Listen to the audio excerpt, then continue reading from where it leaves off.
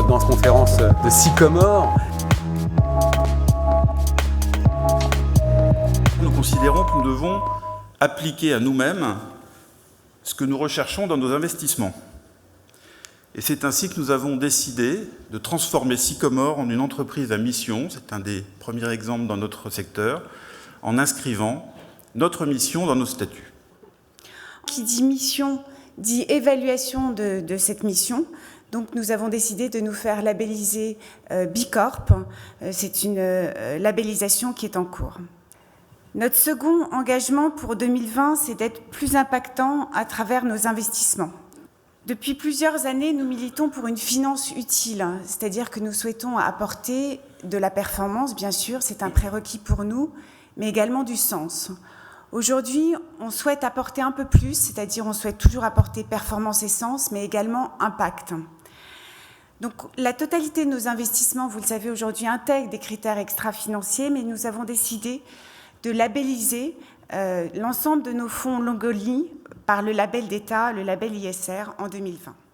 Par ailleurs, nous avons décidé d'accentuer l'impact de nos fonds thématiques responsables en partageant une partie de leurs frais de gestion à des associations qui ont des actions qui sont en cohérence avec l'impact recherché dans la stratégie du fonds.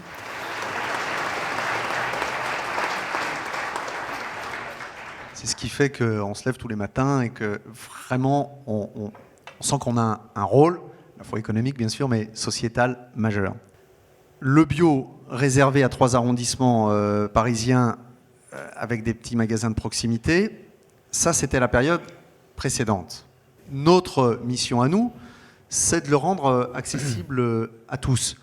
Le rendre accessible à tous, à la fois par nos réseaux de distribution, par nos volumes, par les dizaines de milliers de producteurs avec lesquels on est capable de mener des contrats de conversion sur la durée. C'est ça la mission qui est la nôtre, la taille qui nous le permet, les volumes qu'on charrie qui nous le permettent.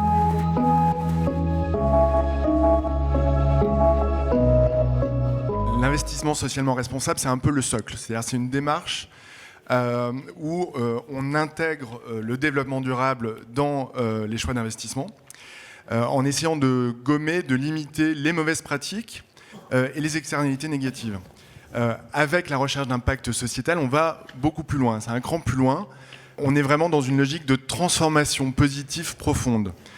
Tous nos investissements dans Sycomore Shared Growth doivent être des forces de progrès avec une vraie trajectoire identifiée vers 2 choses. Une société avec plus de cohésion et d'inclusion, parce que sans cohésion, il n'y a pas d'économie durable. Et une seconde chose, c'est une meilleure vie pour les citoyens et les individus, parce que si une entreprise ne sert pas à ça, si le capitalisme ne sert pas à ça, très vite, il va perdre sa légitimité. Bon, alors ça c'est très clair. Mais alors maintenant, l'indicateur de Good Jobs Rating, comment il fonctionne ? Oui, alors concrètement, donc, la grande question à laquelle on cherche à répondre, c'est est-ce que les entreprises dans lesquelles nous souhaitons investir contribuent à des emplois qui soient pérennes, de qualité, et là où on en a le plus besoin. Sycomore a développé une charte. Elle consiste en quoi cette charte exactement ? La charte, c'est définir ce qui est Tech for Good et Good in Tech, et pour nous, qu'est-ce que ça signifie d'être un investisseur responsable dans la technologie ? Ce qui m'intéresse, c'est plutôt de savoir si l'hébergeur va proposer un accueil de qualité, humain. Donc nous, on est centré sur l'hôte, sur l'hébergeur ou la personne qui propose l'expérience. Et je pense que c'est ça qui nous distingue. Quand on voit un peu les tendances de voyage, les tendances de fond du voyage, les millennials, comment est-ce qu'ils voyagent aujourd'hui, comment est-ce qu'ils vont voyager demain, on se rend bien compte que les sous-jacents, le ressort du voyage sont sur l'émotionnel et l'authentique, donc l'humain.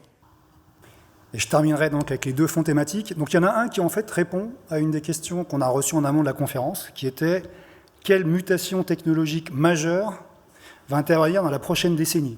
Donc pour moi, c'est Éco-Solutions, donc le fonds qui va investir dans les technologies qui permettent de répondre aux principaux enjeux, donc climat et écologique des années à venir. Donc ça, très très forte conviction sur Éco-Solutions.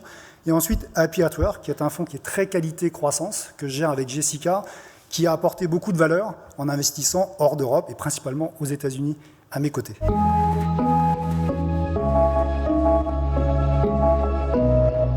Et enfin, et c'est très important pour nous, les enjeux de la croissance durable et de l'investissement responsable qui deviennent majeurs, qui sont pris en compte par une partie très croissante des investisseurs et qui ont vraiment un impact de plus en plus fort sur la performance financière des actifs.